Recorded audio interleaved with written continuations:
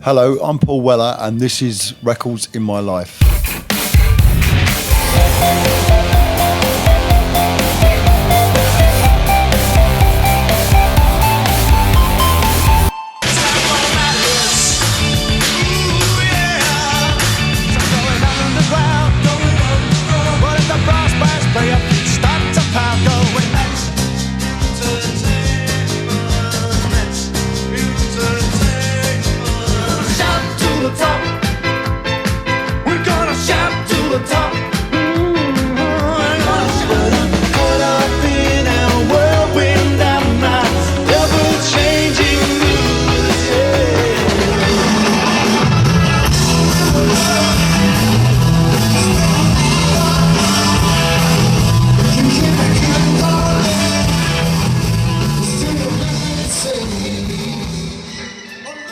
Ladies and gentlemen, thank you for checking out Records in My Life. It's a true honor to have Paul Weller on the show. Thanks so much for being on.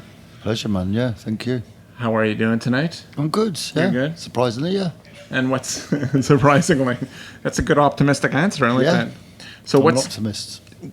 What's new and exciting, and what's going on with the new record?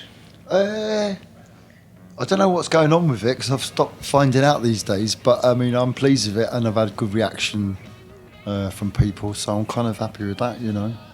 Excellent. Are you happy with the way the songs come out live?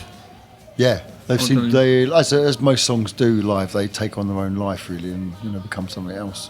But yeah, it's been good. Excellent. Let's go back a little bit. And what record inspired you to start playing music as a kid?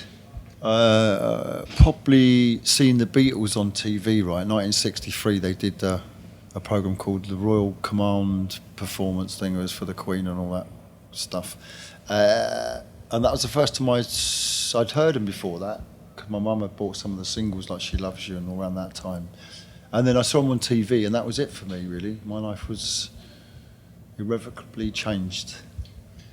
And what was the first Beatles album? You remember the first album you bought by the Beatles? Oh, yeah, of course, yeah. The first album I ever bought anyway, was Sgt. Pepper.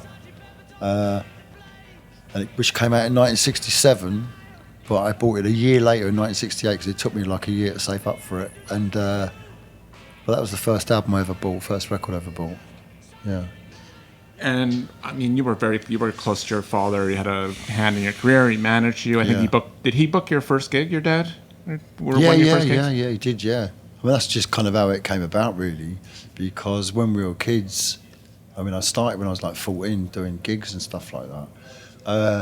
So he would always be the person who'd hustle the gigs for us and try and hustle a van or some equipment and stuff like that. You know, he was a hustler, man, but he was just a great fella, you know. Yeah, supportive. That's great. So he inspired you to follow your dream of rock and roll. Yeah, for real. Yeah, definitely. Quite unusual, really, you know. I was never ever dissuaded from doing it whatsoever, you know. But I figure also my mum and dad just had really regular dead-end jobs, and I think for them it was like, well, if you really want to do this thing, it's got to be a good thing, you know.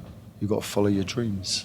That's nice. It's nice they inspired you. And what album, I mean, is there a record from that you would say today, or it can be an older artist, that still really inspires you to go out and play, if you hear it, whether you're touring or you're at home? Well, yeah. I mean, so many, but I mean, just the Beatles' entire catalogue alone, right? 50 years or plus, whatever years later, that it still inspires me. And I don't know how many times I've heard those tunes and those records over the course of 50 odd years, but they still floor me every time I hear them, you know. We were saying the other night, you know, because we always use Tomorrow Never Knows as our kind of walk-on music. And it's just, we were all saying, it's just, I don't think it's sonically been bettered, that tune. It's just, it still sounds like the future, you know. It's a pretty timeless record. Yeah. So, is there what modern day album is grabbing you these days? Is there something younger bands that you're listening to? Bands, I don't know. There ain't so many bands for me like recently. A lot of artists I've liked recently. Lucy Rose, who's supporting us on this tour. I love her record, Something's Changing. That's a great record, I think. And I like From this year, I've liked Jane Weaver's record, Modern Cosmology. That's a great record. And then probably just like individual tracks, really, you know. But band-wise, I don't know. In the UK, anyway, there ain't no bands for me, really, at the moment. I like Savoy Motel as an American band. They're really good. Avalanches, they're good. They're a Canadian band, right? Avalanches are from Australia, I Well, believe. close, right? I could be, yeah.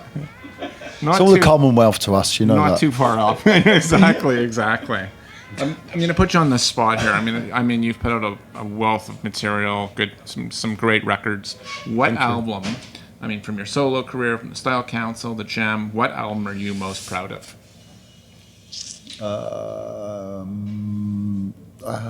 Wow. That's a tough question, but probably Saturn's Pattern, right, which is 2 albums ago or something like that. Not the last one, the one before that. That's kind of up there for me, really. That's great. So, I mean, you're still making new records. I mean, are there artists that push, I'm not alone from your, something other than the Beatles? Not that, not to Is there anything else but the Yes, Beatles? I know, it's true, right. Are there any artists, like I was going to ask, let's ask Jimmy Ruffin. There's an album probably, what's your favorite Jimmy? Give us a Jimmy Ruffin album. I couldn't because I've only ever bought his music via singles, 45s. So I wouldn't necessarily know his albums, you know. So you are a true collector. You still collect. Yeah, of course, yeah. Not as voraciously as I did when I was younger, but I still do. So what's new and old records. What's the last record that you bought? Let me think now. I've got time to look for my bag. Yes, of course. Well, the last record I bought, I can't remember now, man, but I was lucky enough to get a copy of Noel Gallagher's new record, which is coming out, I think, in November. And I really love that. It's a great record. I've been playing that loads. Have you had a chance to listen to his brother's record? I've heard a few songs, you know, like a couple of singles maybe. And what do you think? What do you think of Liam's solo album? Oh, the songs you heard. Well, I'm just glad for him, you know. I'm glad that he's got his own thing together and he's out there doing it. So I'm kind of really pleased from that level. Musically, it just sounds like a BDI to me, which is actually a bad thing, but it wasn't a massive surprise or anything. But I think I'm more kind of pleased that he's just out doing it. The lyrics are pretty pony, I thought, though, you know, a little bit substandard. Is there a record? You had one record to save from your collection. To save? Yes. It's not a fire. It's not an island, but it's just. Yeah, but not a Beatle one, right? Probably In Search of the Inner Self by Jon Lucien. By Jon Lucien? Yeah. Can you tell us a bit about the artist?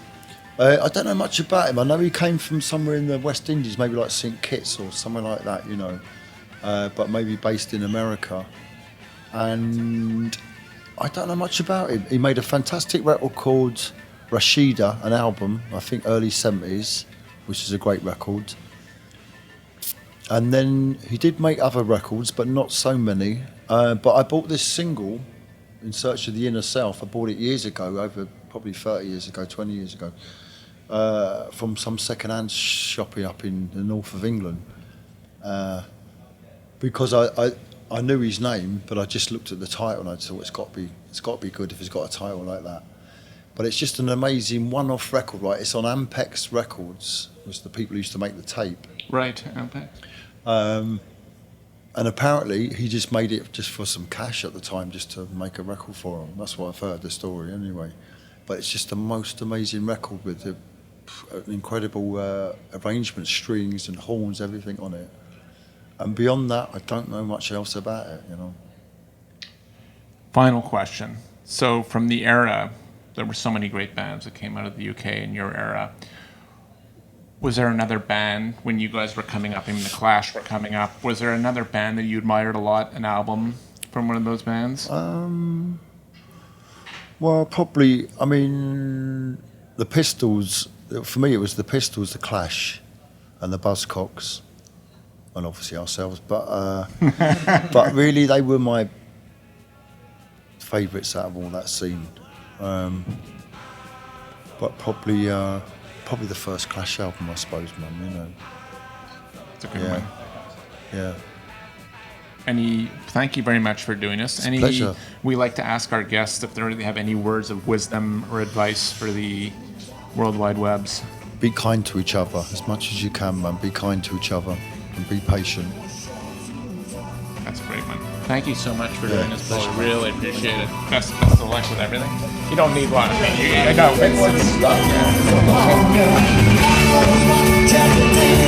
born, I was the last guy, I was